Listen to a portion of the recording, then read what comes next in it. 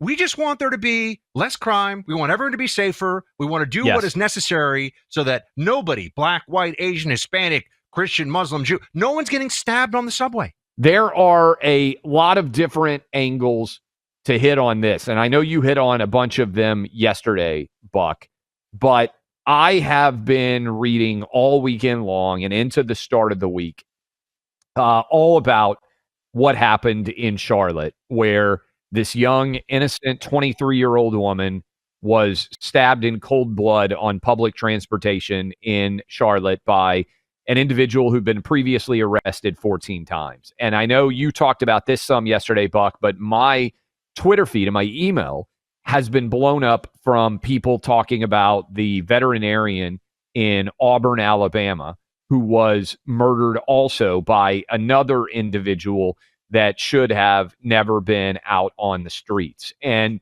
I know many of you out there have seen these stories, but it's important to recognize that by and large, there is no coverage of stories like these in the New York Times, in the Washington Post, at CNN, MSNBC.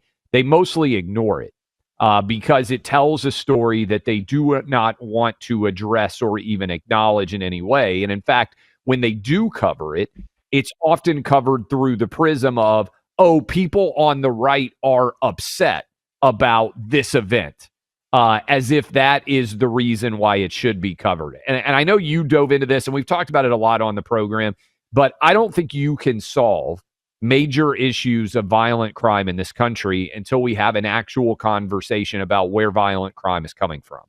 And overwhelmingly, violent crime in this country is clustered in black neighborhoods, often involving young black men.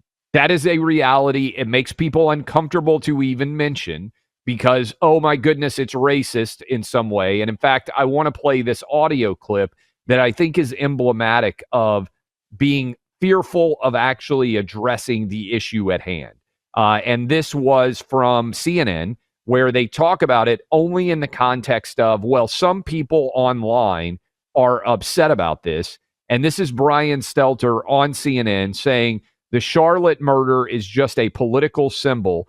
And unfortunately, in his mind, many things that are being said online are, quote, baldly racist.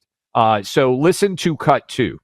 This story has trickled up from local news to social media and now to the president's attention. And it's being used, as you said, Brianna, as a political symbol, with MAGA media calling for more forceful punishments and more incarceration. I have to say, some of the replies to Musk, some of the comments around this story are baldly racist, stoking fear of African Americans because this man attacked a white woman. The open racism on sites like X today, it's eye-popping. But there are also legitimate questions about this so-called career criminal, someone who had been a repeat offender. And those questions, I hope they're not lost amid all of the cesspool kind of comments on social media. Okay. But I think this is an important conversation we should have, Buck, and I know you talked about it some yesterday. It is not racist to point out the race of someone who commits a violent crime. Here is what, let me just make it clear, because I think this is important. And I know you guys get it, but maybe in your conversations, you're nervous about having conversations about this because you're afraid of being called racist. Here is what is racist. Being racist is saying, hey, you're going to commit a crime because you are black, with no evidence whatsoever of that being the case, right? That is racism. It is not racist to look at data and say, boy, of all the murders that are being committed in America, the vast majority, if you analyze it from a per capita basis, are being committed by young black men. And we should have a conversation about why that is, because the data actually reflects that if young black men committed, for instance, rates of violent crime at the same rate as white or Asian young men do, we basically wouldn't have a violent crime rate in the United States that is anywhere approaching what we have here now, right? I mean, it would actually be at least 2 or 3 times as safe of a country. If you were to eliminate just the disparity in the black crime rate in this country, I believe we would be, on a per capita basis, have fewer homicides than Canada. So that gives you some sense of, which has actually, I think, had some crime problems in more recent years. But There's a huge disparity by the numbers, but I wanted to focus in on for a moment. Of course, Stelter, who what did Tucker used to call him, like the village eunuch or something like this. I mean, he had some phrase for him that that was particularly, yeah. Brian Stelter is really a perfect representation of like low T liberal. The future is feminine. The white male that the Democrat Party is essentially comprised of, first and foremost. And for him to say that it raises questions, no, I don't think it actually raises questions. We have the answers, Clay. Yeah. When someone has been arrested 14 times, when they've sexually assaulted women or assaulted women, I think I should, violently assaulted women 2 times previously, this is somebody who needs to be taken out of circulation for a while. And you want to try rehab, you want to try to, to bring Jesus into his life, you want to make him a better person, fine. Do so in a facility, also known as a prison. That is the reality that we have to deal with here, okay? That is what has to happen. The decision was made here over and over again to let this individual continue to terrorize people. And we have to ask why. There's so many layers here, Clay. There's failure of the narrative the Democrats want to tell you. There's the lie that we can all see. I told you, I was laughing my butt off watching the Jussie Smollett documentary. It is high comedy that anyone believes. But let's remember, Clay, first of all, he was fine. He had like a tiny scratch. It looked like he maybe cut himself shaving. And it was a national outrage. Yes. Kamala Harris was weighing in. Joe Biden was weighing in. It's still up. It was a huge, oh my gosh, look at this. All the racism against black people, all the anti-LGBTQ, all this stuff.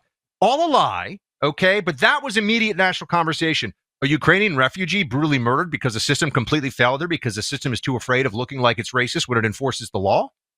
That's actually not a conversation we should have as a country. Which one of those things matters more to the American people in their daily lives? We got to force this issue. No doubt. And here's another one I'll add. I think that this doesn't help the black community because, one, it allows violence to continue. But two, liberal white people who are trying to say, oh, we can't have this conversation, they actually don't want things to get better. And I think a lot of black voters are slowly starting to recognize this. These people don't have your best interest at heart. They don't at all. We'll talk about this more because I do think it's a really big story. Identity theft can cost more than you think. If you thought having your wallet stolen was bad, having your online identity stolen is 10 times worse. Drained investment accounts, lost wages, stolen tax returns. The list is endless. That's why LifeLock is backed by the $1 Million Protection Package. Covers up to $3 million for the comprehensive plan.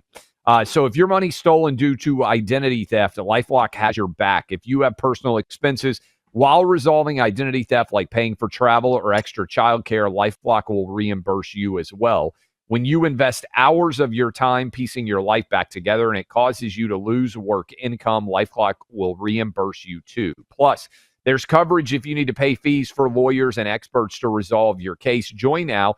Save up to 40% in your first year with my name, Clay, as the promo code. Call 1-800-LifeLock or go to lifelock.com, promo code Clay to save 40%. Terms apply.